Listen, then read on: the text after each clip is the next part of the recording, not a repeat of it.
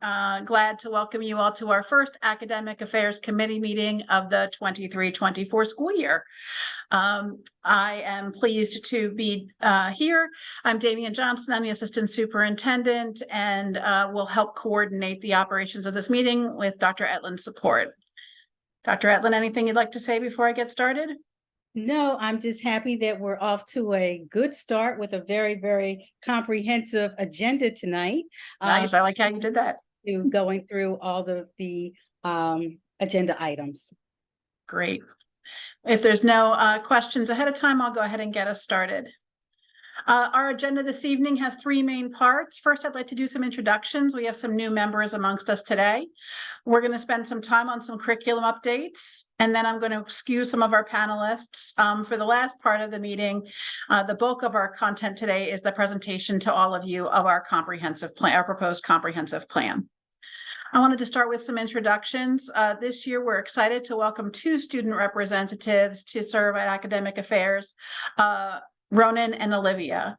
Ronan, can you introduce yourself to our members of our school board, please? Yes, I'd be happy to. My name is Ronan Kalina. I'm in my junior year. I moved to the district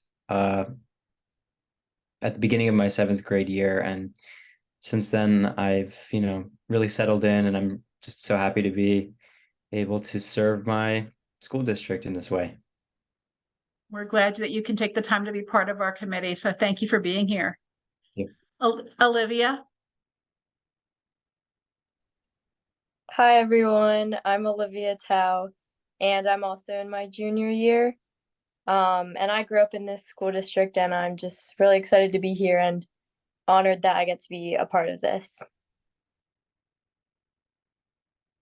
We're very grateful to have the voices of two of our student leaders with us. Dr. Yannicone and I had the opportunity to meet with them last week, along with Dr. Rittenhouse, to welcome them to the committee and to invite them to share their ideas or questions with us as they come up and as we're having conversations. So we look forward throughout the year to their input and perspectives. Anyone have any questions for Olivia or Ronan? All right, we're glad you all are here. I would like us to get started with some curriculum updates. Members of our Academic Affairs Committee who are returning this year will remember we are actively trying to get ourselves back on track following the delays from COVID of some of our curriculum revision work. You'll recall that last year we had a long discussion around our curriculum revision process and how to do that, and viewers are directed to the presentation in June around curriculum revision and how that process happens in the school district. And we began our science review at the high school, was our primary starting point last year in the science area.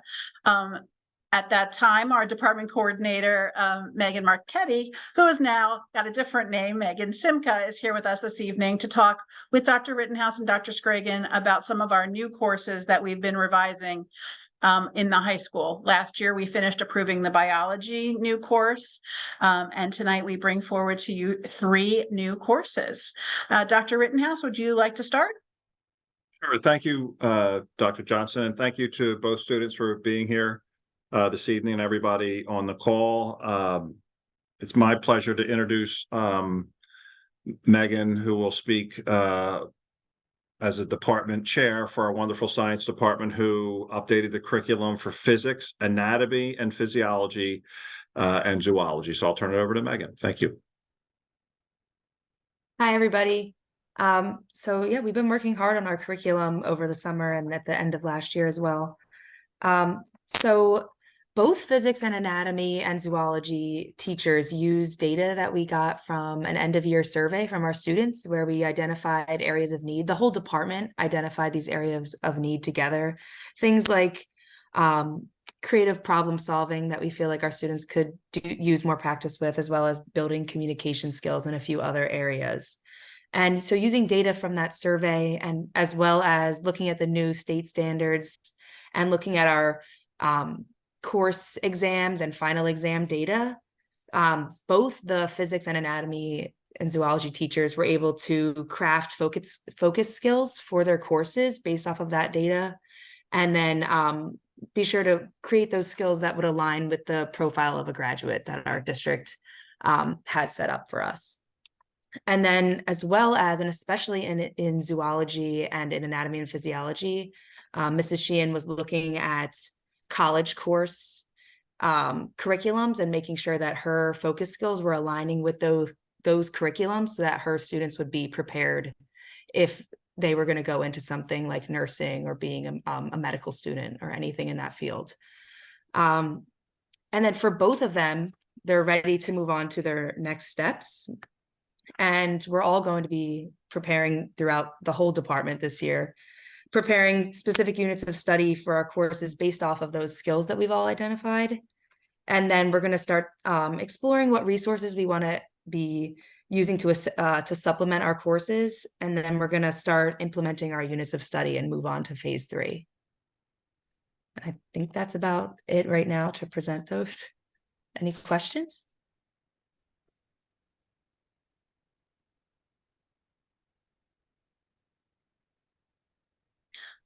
Any questions from our members of our school board for the science department? I don't have any. I think that's a wonderful start and all based in data. So for that, I applaud all the work that has been going on in the background to move these courses forward. So thank you. You're welcome. Thank you, high school team, for being here this evening. We appreciate it. And we're going to continue on with our agenda, but I would be happy to, I know you have a very busy night and we're running behind schedule. So we appreciate you being here. Thank you. Feel free to excuse yourselves when you're ready. Thank you, everybody. Thank you. I just wanted to provide one additional curriculum update and just give you a sense of the projects you can anticipate hearing about throughout the course of the year. We have 3 major projects slated for this school year. Middle school science is going to follow their colleagues from the high school and really begin to dig into their work. That began actively last year, but we're really ready to move that process along this school year now that there's more familiarity with those new standards. We're also working on our elementary health program. There are new national standards for health and physical education, and 2 of our elementary health teachers are leading that initial project with an anticipated recommendation for the delivery of health education beginning K-5. And finally, the major part of our work this school year is on our ELA program, English Language Arts K-5. I'll remind everyone that we spent a lot of time last year on grades 6 through 12. That project has continued through the summer, and those units of study are rolling out. We anticipate bringing back some recommendations for some new resources later this year. But in the meantime, while they are continuing along at the middle school level, our focus this year will be on the elementary level. Any questions about those big projects? All right, great. I'm sure I'll have more to tell you about that in weeks ahead. With that, I am excited to bring to you our comprehensive plan presentation. As you recall, we talked about this a little bit last year. Initially, this plan was due in March of last year. And right before its due date, the Department of Education made some decisions that they needed to realign the comprehensive planning process with some new regulations and state guidelines. And as a result, they paused the project and postponed it until it's now due October 31st. So today I want to share with you sort of the highlights of that plan and then make sure that you and others are directed to where you may read more about it if there are any questions or any public input. As a reminder, Pennsylvania Department of Education requires school districts to enter and update their plans every 3 years. The last plan was written by Dr. Yannico when she was in this office for launch 2020 to 2023. That plan concluded as of June 30th of last year, and this new plan, although not due till October, actually began on July 1st. Once the plan is created and pulled from various stakeholders and perspectives, it has to be submitted to the board for approval and review. That's this evening. And then a board motion has to be created and it has to be approved after a public viewing period prior to submission to PDE. We do have all the plans, and everything we're speaking about this evening has been loaded to our district website, which I'm trying to show you, but I can't actually click on it while I'm talking at the same time without making weird faces. There you go. Did that just jump ahead? No idea why. Hold on. Sorry about that.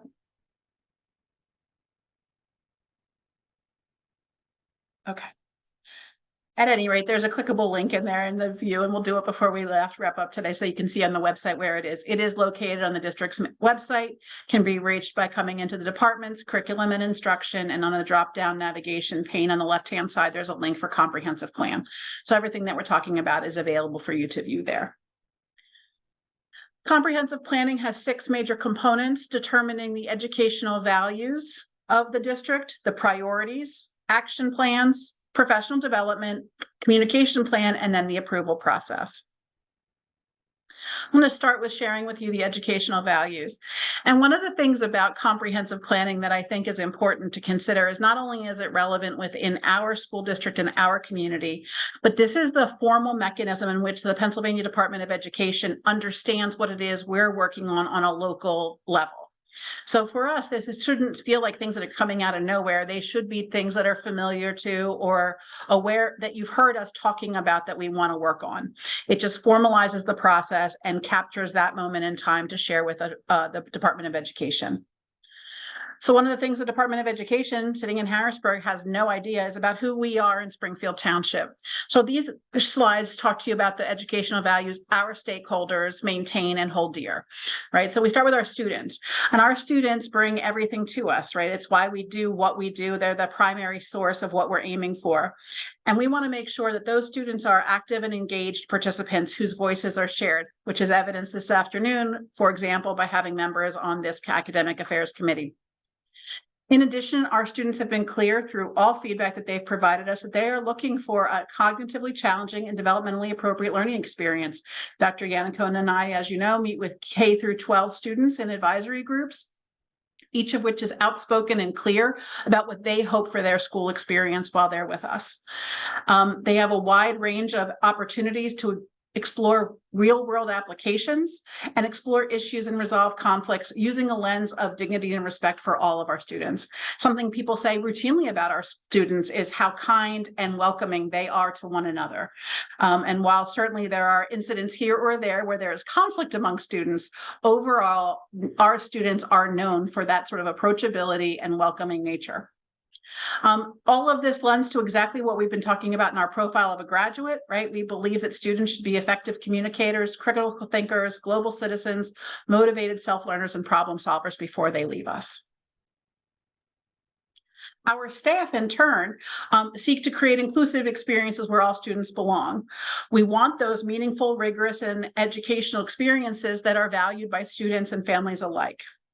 And our teachers are working really hard, and staff are working really hard to foster both content, skills, and real-world application and knowledge. And we seek to have them collaborate and work in partnership with one another. We are not a school district in which teachers or staff walk into their office and close their doors. Instead, they're constantly looking for ways to connect and network through team meetings, through professional learning, through collaboration with one another to enrich the learning experience for all of our students. And ultimately, we are fortunate to have a faculty who are committed to their own professional growth in order to enhance the teaching and learning experience of our learners. Our administrators, as you probably know, are highly engaged and supportive to our staff, families, and students. We seek to find ways to ensure that our personal and professional goals are met within our organization, removing barriers where they might emerge. You'll find our faculty and administrators very visible and present throughout our schools and our community. We were talking about that today, that our central office staff is out and about interacting with students and staff at the building level, making sure that we're hearing in real time what's happening in our schools. Our administrative team partners and collaborates with families and seeks to encourage communication and barrier removal so that if there's something happening for the students, our administration that's not effective or working for them, that we know about it, get that feedback, and have the chance to make it better. As I think you all know, we as administrators work really collaboratively together, empowering one another and utilizing and relying on each other's strengths and skills. And ultimately, as we've been committed to over the past few years, is really creating and supporting a diverse workforce, making sure that the staff that we are employing within the district have the support they need, but that they represent the range and variation of experiences and perspectives that our students bring with them to school. And our families. We are so lucky to have such highly engaged families within our school district. We are constantly sort of valuing and recognizing the importance that they value and recognize the importance of not only academic success, but also that social capital and relationships that exist within our school district. Families partner with us and their family organizations to help us grow relationships, recognizing that home and school need to be connected. And that ultimately our families are highly committed to the importance of public education as a way, as creating that community of belonging that we strive for so much within our district. And finally, we are situated within a very supportive community in Springfield Township. The 4 neighborhoods that make up our school district all have ways in which we're able to actively engage, interact, and collaborate. The community itself provides resources and experiences that help our students get ready for real life. And then we have creative and engaging partnerships between our families, our staff, our students, and the community. And so we're very fortunate to have that framework on which to build any of our programming. Any questions so far? The second part of our comprehensive planning is around the priorities. A part of this process was to continue to work on looking at all the strengths and areas of where we could grow as a school district and identify sort of where are the ways in which we need to prioritize growth in the next 3 years. And ultimately, you could boil that down to one major issue, which continues, and I would suspect most school districts, the idea of continuous improvement of instruction, especially following COVID. I think we're really recommitted to the ways in which students and teachers engage in the learning process. And so our 2 priorities coming out of in the next 3 years ahead is focusing on that English language arts programming and refining our data teams. The next part of our comprehensive program, comprehensive plan, requires thinking about our action plan and professional development. So what are we going to do about those 2 things? So in English language arts, we have a 3-year plan in which we are working to build our scope and sequence. One of the things that we have in pieces and pockets, but not in a organized one page, is a scope and sequence from K to 12, the English language arts skills and concepts. We have that information, but it's in pockets and in pieces. And what we'd like to do is really create a really clear, transparent for families and staff plan of where particular skills, concepts, and content are introduced and provided to our families. The goal is to work on that scope and sequence K to 12. 6 through 12 did theirs last year.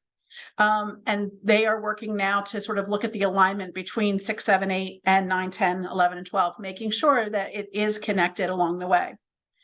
Next year, our goal will be to really look at K through 7. So once we get K through 5 completed, what's the bridge in between 5th grade and 7th grade? And do we have a tight and coordinated approach for them? And ultimately, we're looking to reestablish our district literacy team next year, to really work as a collective. What is the function of literacy, and what's the way in which that looks in different ways for students next year? And then finally, in that 3rd year is really implementing the decisions that we've made around that scope and sequence and reviewing it. What are changes we need to make? Where did we miss something? Where did we assume particular things would happen? So, and throughout that whole 3-year period, we'll be providing targeted professional development and learning to our faculty and staff to ensure that they're able to implement those plans. Any questions on the ELA action plan?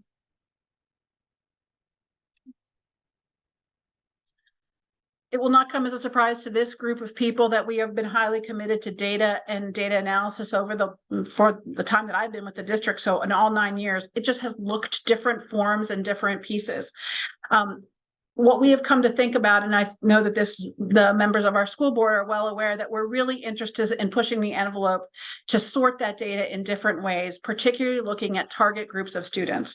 Are there groups of students for whom are more or less successful with components of our curriculum or their experience?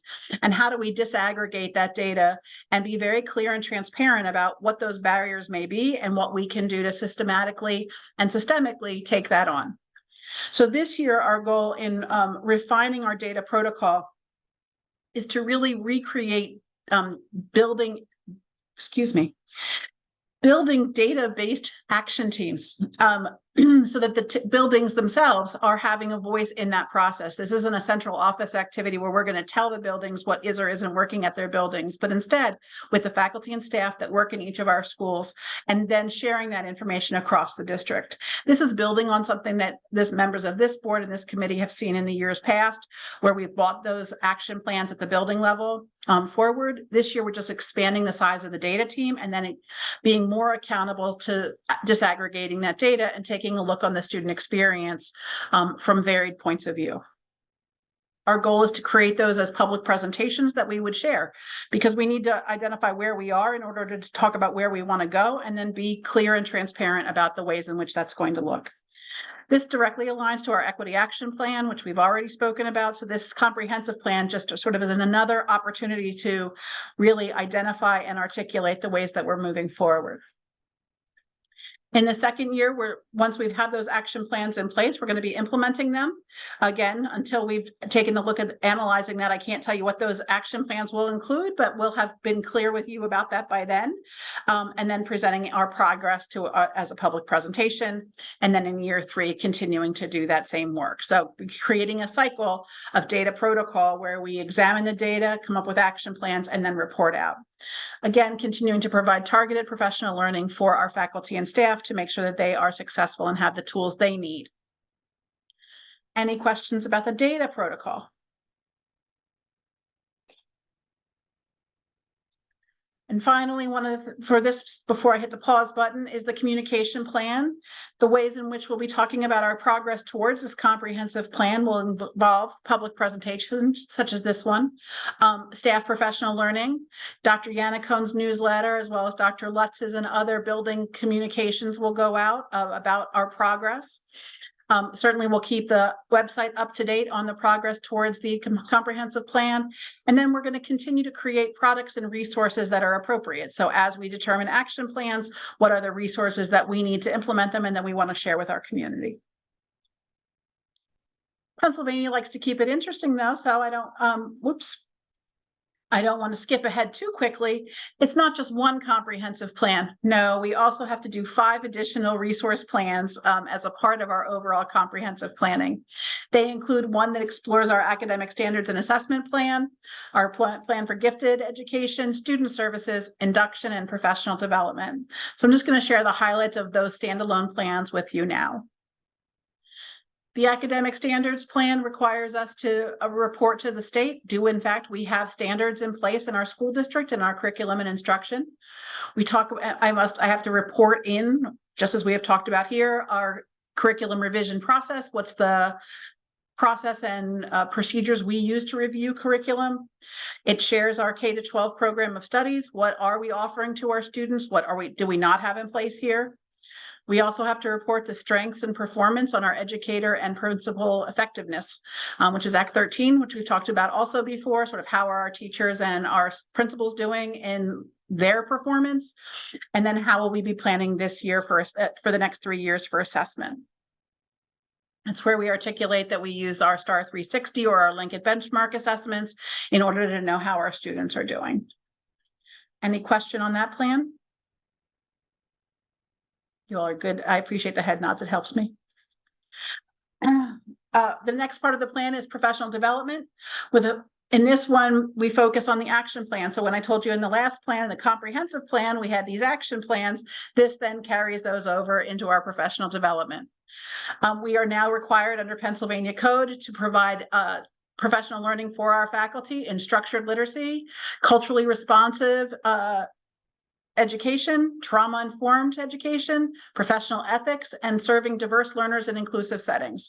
So we also needed to articulate where in our calendar these sessions will also fit in. And then ultimately, how do we receive feedback from staff and ensure a cohesive design in our professional learning for our faculty? Any questions? Induction, I've been here to talk to you a lot about our induction program. We revamped it a number of times in the last few years, really just to make sure every year we use the feedback we get from our new teachers and our new professionals to enrich that experience. We talked before, PDE now requires the induction to be a 2-year plan. That was not a shift for us. We already had a 2-year induction program in place. And so we just continue to make sure that we're serving our new faculty and really welcoming them to the district by giving them the tools and skills they need to be successful. Any questions? Gifted support, Dr. Dennis and her predecessor, Dr. Van Voren, identified sort of our gifted support plan that certifies that we are in compliance with the requirements under Chapter 16 to serve gifted, to provide gifted education in the school district.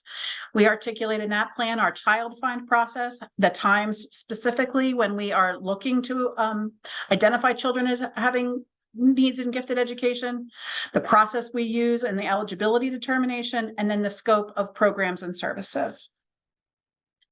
Any questions about our gifted support plan? Yes, excuse me.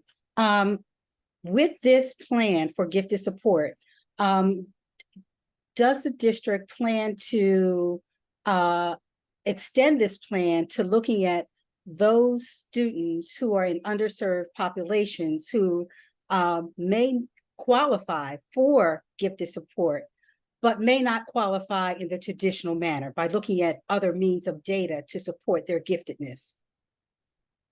Dr. Edlin, I'm so grateful for you. And I love that you brought those questions forward. I know Dr. Dennis and I have been talking about this a lot. Dr. Dennis, would you like to take that one? Sure. So actually, the district has developed a matrix to look at other factors. So in Pennsylvania, qualifying for gifted services is based on IQ, but it does allow for other factors to move into that process. So if you have a student who's close but hasn't quite made the IQ barrier that they need to cross in order to be considered gifted under Pennsylvania law, you can use other factors. So we're looking at other data points. We're using that to help support some of our students who maybe have not had some of the exposure that other students may have had that leads to some of those scores that we might see in some traditional cognitive assessments. So we are utilizing those as the district continues to make some decisions through curriculum and assessment around what types of universal screeners we're using, what types of data we're using. We'll continue to use those things to help us build a strong matrix that uses multiple data points to support identification of students. Thank you very much.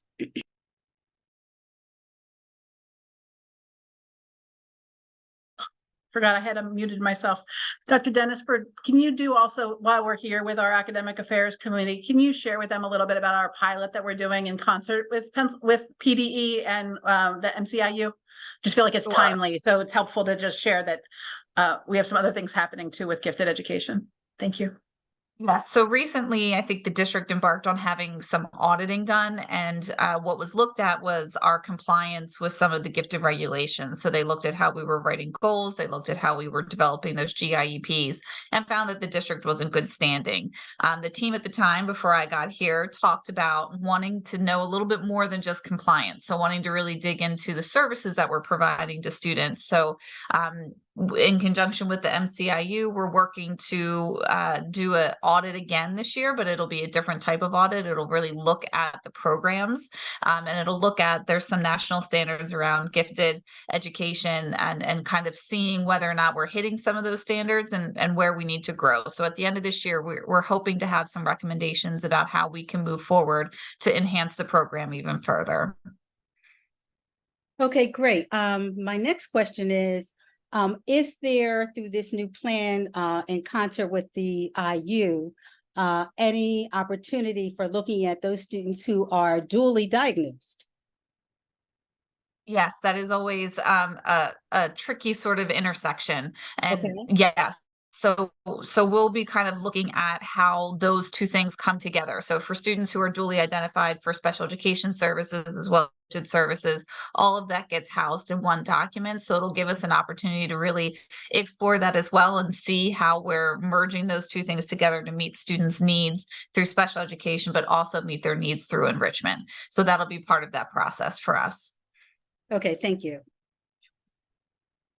Thanks, Dr. Etlin. Thanks, Dr. Dennis. I appreciate you stepping in there. Any other questions about gifted?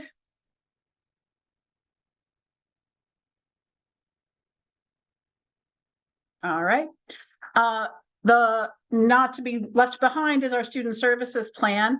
Dr. Lutz was able to complete this plan for us, and this part of the plan, excuse me, looks at certifying our compliance with safe schools, making sure that we have positive behavior support programs in place, our prevention programs for safety and violence, making sure that we have safe entry for visitors who are coming into our schools, and talks about our counseling services.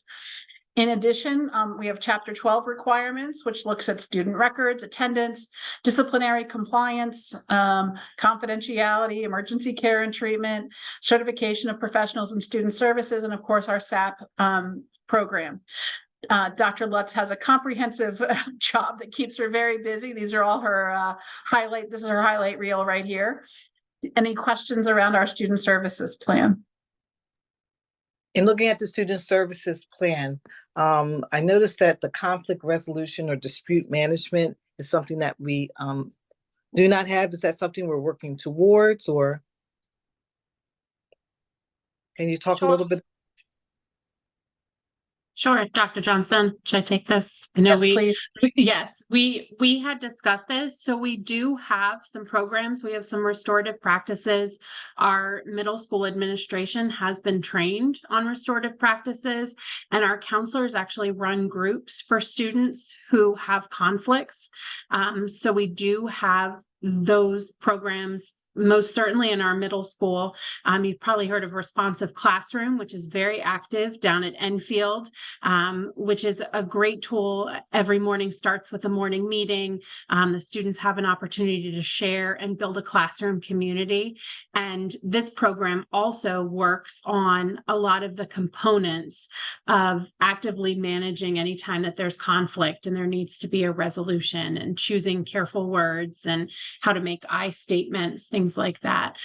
So we do definitely have some components there, and we continue to work on Second Step, which is a social skills program, which also has some of those things embedded within those lessons. Mrs. Green, you're showing me that I neglected to upload the most recent version of that document when we revised it. So I appreciate you pointing out that we had a typographical sort of data entry when we were figuring it out. So I will update that and add the new one that has that box checked. Yes. I'm thinking that can't be right. You're correct, but I'm glad that you caught it because I uploaded all the other new ones, but I missed that one. So thank you so much. All right, thank you. Great. That's why you all are so helpful to me, to make sure we got it all. So overall, I have now shared with you everything about our comprehensive planning. And again, none of this should be surprises to you. They should feel like things we've been talking about, we've been working on, just organizing it under sort of another layer for the Department of Education. And so here's what happens next. The approval process is the final piece. Obviously, we're sharing it this evening at Academic Affairs. The public review period begins today, posting it following this meeting. Ultimately, I'm asking for you to recommend to the board that that we continue to proceed, and that we would put a board motion in place for the 19th on your recommendation. We would then end the public review period on the 13th of October. So in the meantime, there's an email address on the website to email me in the event the public has some feedback, or today, as I got some feedback that an outdated version of the plan is loaded. And ultimately, we'll be requesting on October 17th for the board to approve submission to the Department of Education.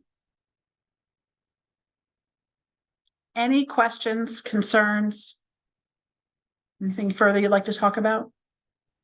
No, Dr. Johnson, I just want to say thank you to you and your team because I know you've been working on this for a while and it's a very thorough plan. And I appreciate the time and energy that went into putting it together. Thanks, Mrs. Hubley. I appreciate it. And I My also pleasure.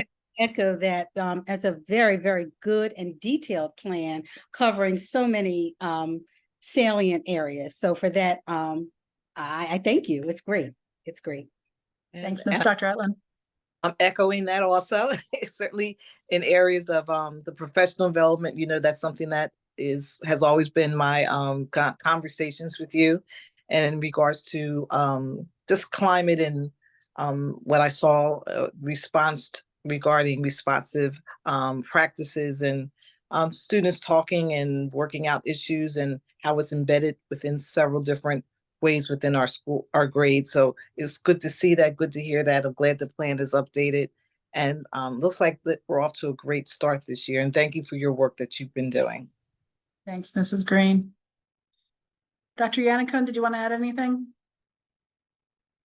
I really just two things. One was I wanted to thank you in front of our committee members for all the work. I know this has been over a year of your work. And I know it's involved a lot of coordination of resources and eliciting of feedback from the community. And so I appreciate all the work that went into getting this Leviathan ready for public review. And so thank you for that. And then just for Ronan and Olivia, it's your first meeting. Do you have any questions about the way the meetings run or any of the content? Now is a great time for you guys if you have any comment or questions for our committee members or for any of the administrators who worked on the plan. No questions. It was all very clear and concise, and no questions. Okay. Thanks, Ronan.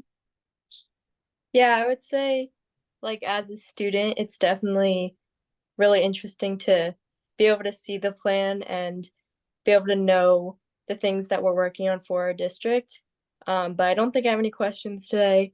But yeah, it's definitely helpful. Thanks, Olivia.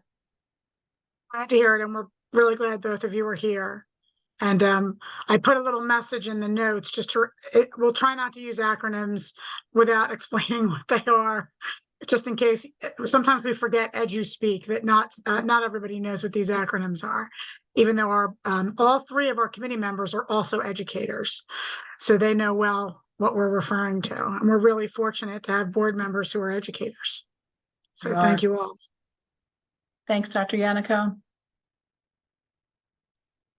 Dr. Etland, should we have any participants in the audience who would like to participate, but to this evening, we don't have anyone participating in from the public.